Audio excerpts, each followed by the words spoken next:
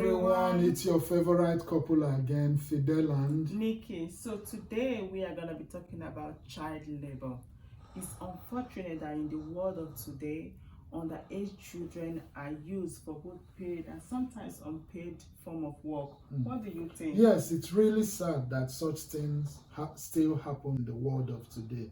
You know, children, underage, innocent children are being used for labor.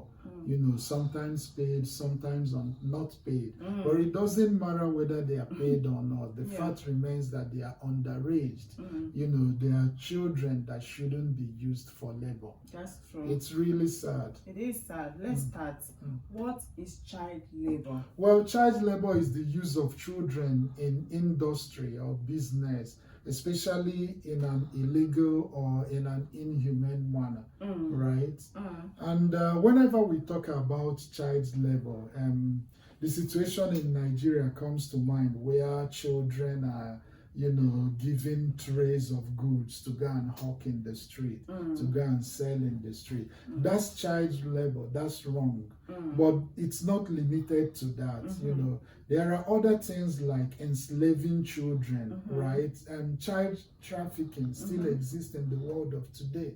Even prostitution, you know, and, you know, using children, even using children in pornography, stuff like that. They are all child labor. They are all wrong. You know, it's very sad. Children, underage children, should see the world through innocent eyes. You know, but it's unfortunate that some parents, some adults, are not able to provide a conducive environment where children can grow up innocently. You know, they force their children to go into the world of adults too early. They force their responsibilities on their children. And that's very sad.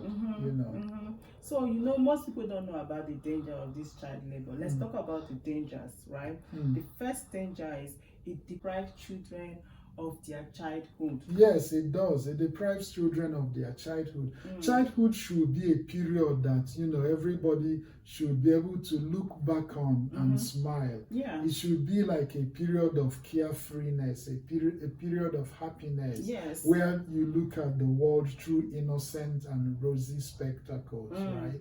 But it's unfortunate when you see this, and we only go through this period once in life. It's so sad, depriving people of such beautiful period of, you know, life. And, you know, it's almost impossible to grow up into a full-fledged responsible adult when you've been deprived of your childhood. It's an experience that the individual carries all through his life. It's going to affect you all your life. So, you know, depriving children of their childhood is a terrible thing to do. Please don't do that. And this depriving children of this childhood affects those children psychologically. Yes, that takes us to the second danger of it. It affects them psychologically. Like I said, they are gonna, you know, carry the trauma all through their life. An adult should be able to look back on his childhood and smile. You know, but it's sad when you cannot do that. That's why so many psychopaths, when you trace their history, you see, you notice a lot of traumas that they went through in childhood. You know? So it affects them psychologically because children, they are not psychologically ready to go into the world of adults, to go into the workforce, you know, where they compete with adults, be it in selling, marketing, or whatever it is. Giving children goods on trays to carry on their head and hawk in the street that's selling. They are not yet psychologically ready for that. You know, it's because they don't know their rights yet. They don't know when they're being abused. They don't know when to say stop. They don't know their boundaries yet. They still look at adults. They still look up to adults, you know, as authorities. So it's so easy. I see it's so easy for an adult to take advantage of them under such circumstances. So the third danger is that it interferes with the children's school. Of course, it's gonna interfere with their school. I mean, a child should be able to come back from school, eat, rest, play, do his or her homework, and then go to bed on time in order to be able to wake up on time to go to school the next day.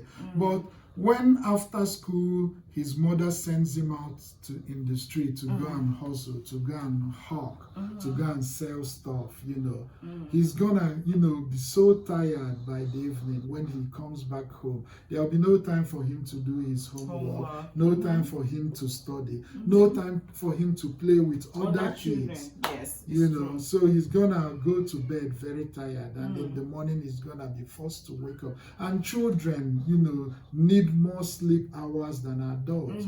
The average child needs at least 8 hours of sleep, 8 hours of restful sleep. The sleep is not gonna be very restful when under such circumstances, and it may not. It's hard. I see it. He may not get 8 hours of sleep. So the last point is that it is morally dangerous. Yes, it is morally dangerous. Yes. Like I said, it exposes them to stuff they shouldn't see.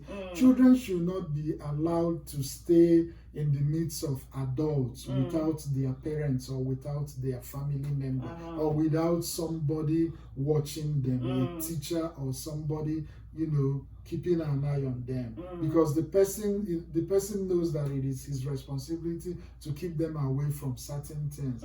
But these children go into the street carrying goods, hawking, right? Getting exposed to all sorts of things, all sorts of conversations that children shouldn't hear, seeing all sorts of things. Sometimes they even get hit by cars. They are not yet intelligent enough or mature enough to watch the street, to cross the street, but and then they are crossing it with goods on their head. Sometimes they get hit by cars, they get exposed to things, sometimes in their quest to sell their goods fast and impress, their moms, or not, in order not to be yelled at, scolded, or even hit by their parents. They want to sell their goods fast. So an adult tells them, come here, I'll buy off everything, just follow me into my bedroom. It has happened. The child will follow the adult into his bedroom where he molests them. That's sad. Sometimes some children resort to doing that. They take the goods, they come back early. Mom, I've sold off everything. The mom would even be happy. You take the money, put it in your pocket. You don't ask her, how come you sold so fast? What happened? You don't know what these children are being exposed to. It's very dangerous. It's morally dangerous. It is dangerous. It is dangerous. It is dangerous. So, guys, you all have heard, child labor is dangerous. It's a no-no. Don't give your responsibility to a little child. You have to be equipped to, bring your child to this world. We know things are hard, especially in places like Nigeria. But please, before having children, try and plan for them. Try and make sure you have a steady job, at least a job that pays you enough to feed and feed the children, put clothes on their back, put food on the table, and put a shelter over their head. Yes.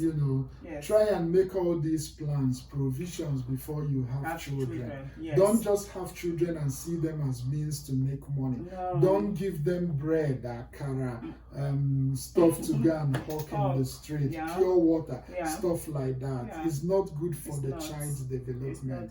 Please, we know things are hard, but please, if you're already doing it, consider stopping it. Look for other ways to make money. Talk to people, try and do whatever you can, but please keep your children out of the workforce. They are not yet ready. If they are 18 and above and decide to work, an 18-year-old who decides to help his parents out, that's different. There's absolutely nothing wrong in that.